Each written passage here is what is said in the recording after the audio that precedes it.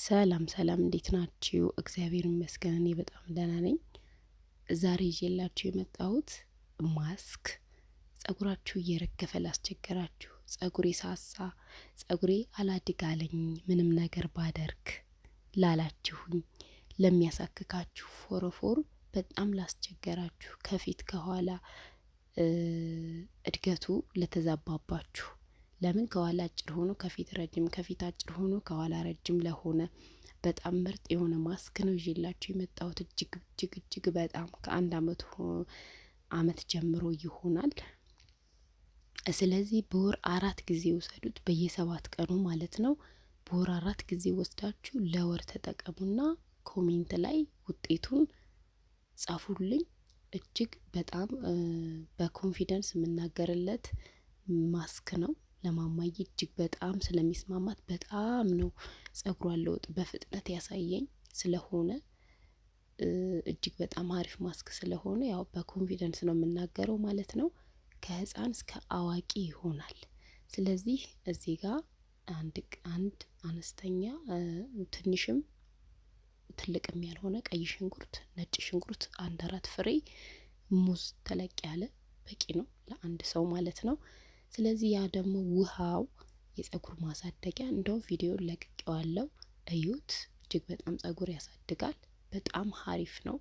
የሩዝ አለው በውስጡ ቡና፣ ሮዝመሪና ቅርንፉድ አለው ውስጡ ማለት ነው።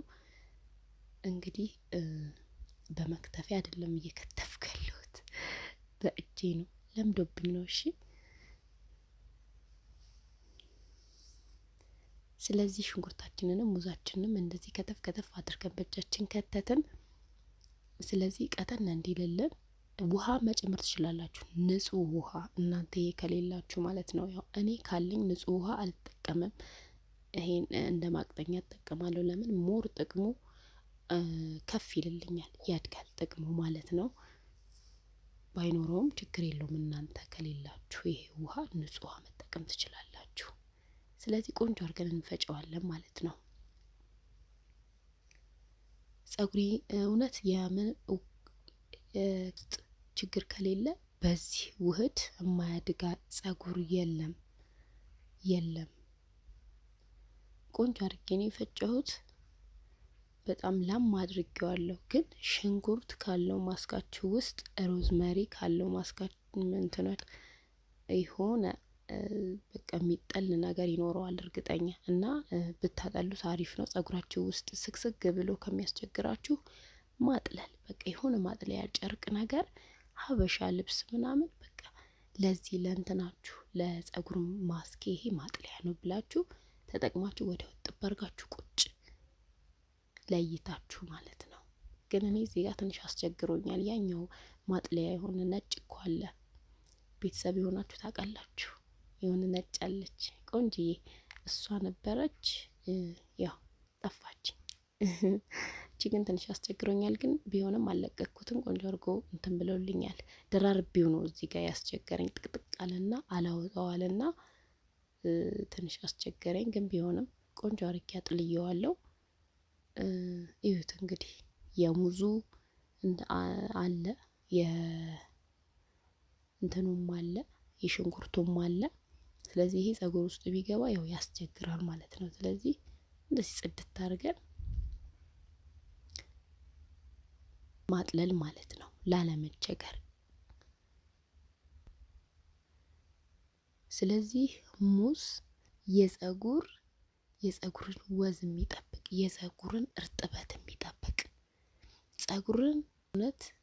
እዚህ ጋር ደግሞ የሩዝ ቅባት ነበረኝ፣ እንደውም ቪዲዮ ለቅቄላችኋለሁ፣ እሱንም ማየት ትችላላችሁ። የሩዝ ቅባት ነው ያደረኩት፣ በኮኮኑት ነው የሰራሁት። እናንተ ደግሞ ያላችሁን ቅባት መጠቀም ትችላላችሁ። ይህን ስለጨመርኩ እናንተ ተመሳሳይ መኖር የለበትም። ያላችሁን የምትጠቀሙትን ቅባት መጨመር ላችሁ ማለት ነው።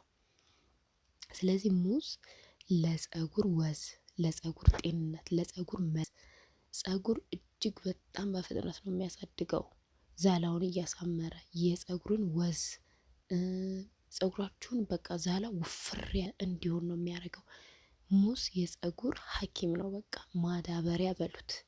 ሙዝ ተቀብታችሁ ከተቀበለው ከተስማማችሁ እጅግ በጣም እድለኛ ናችሁ። ሙዝ ከማስካችሁ ውስጥ አትለዩ። እኔ ከልምዴ ነው የምነግራችሁ። የማማ ጸጉር እንጀራ መቼም ሀበሻ የሆነ እንጀራ ያሁን በለልና በቃ የማማዬ ጸጉር ሙዝ አይለየውም። እውነት ለመናገር በደንብ ነው የምጠቀምላት ከልጅነቷ ጀምሬ ማለት ነው። ስለዚህ ከ1 አመት ጀምሮ ይሆናል እንደዚህ አርጌ ቆንጆ አርጌ ቀብቼ ማሳጅ አድርጌ ለ40 ደቂቃ ቆይቼ ፌስታል አሰርኩኝ። ከዛ ሻሽ ደረብኩላት ስቲም እንዲያረግ።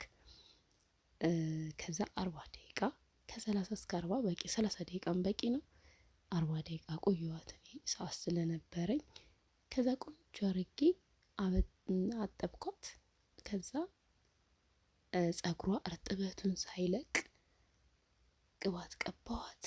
ከዛ ለሁለት ኮነኮንኳት ማለት ነው አበጥሬ። ስለዚህ ይሄንን ከነልጅሽ አንቺም ልጅሽንም በየ7 ቀኑ በወር 4 ጊዜ ተጠቅመሽ ከዛ በኋላ ወር ቆይተሽ መጀመሪያ ያለሽን ጸጉር ፎቶ አንሺ። ከዛ ያንቺንም የልጅሽንም ከዛ ቅዳሜም ካጠብሻት ቅዳሜ፣ እሁድም ካጠብሻት እሁድ፣ ከዛ ቀን ያሽ ያለውን ጸጉር ፎቶ አንሺ። ፎቶ ካላነሳሽ አያስታውቅሽም ያንቺንም ሆነ የልጅሽንም።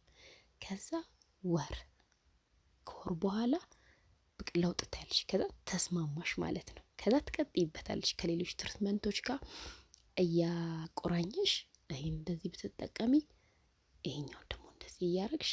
በዚህ እኔ በኮንፊደንስ ነው መናገር የምችለው። ይሄንን ለምን ለውጥ ስላየሁበት በጣም አሪፍ ስለሆነ እጅግ በጣም በተለይ ጸጉርሽ እኔ የውስጥ ችግር ከሌለ በዚህ ውህድ የማያድግ ጸጉር የለም፣ የማይቀየር ጸጉር አይኖርም በዚህ ውህድ። እውነቴን ነው የምላችሁ። ተጠቀሙት እንዳትሸወዱ እሺ። ስለዚህ በእንግዲህ የማማዬን ጸጉር እያያችሁት ነው አይደል? እንደዚህ መላጣ ነበረች። እውነቴን ነው። እዚህ መላጣ ጸጉር ላይ ነበር መቀባት የተለያየ ነገሮች፣ ግን እግዚአብሔር ይመስገን አሁን እንደዚህ ቆንጆ ጸጉር አላት። ክብሩ ይስፋ። ስለዚህ በሌላ ቆንጆ ቪዲዮ እስከምንገናኝ እወዳችኋለሁ፣ አከብራችኋለሁ። ቻው።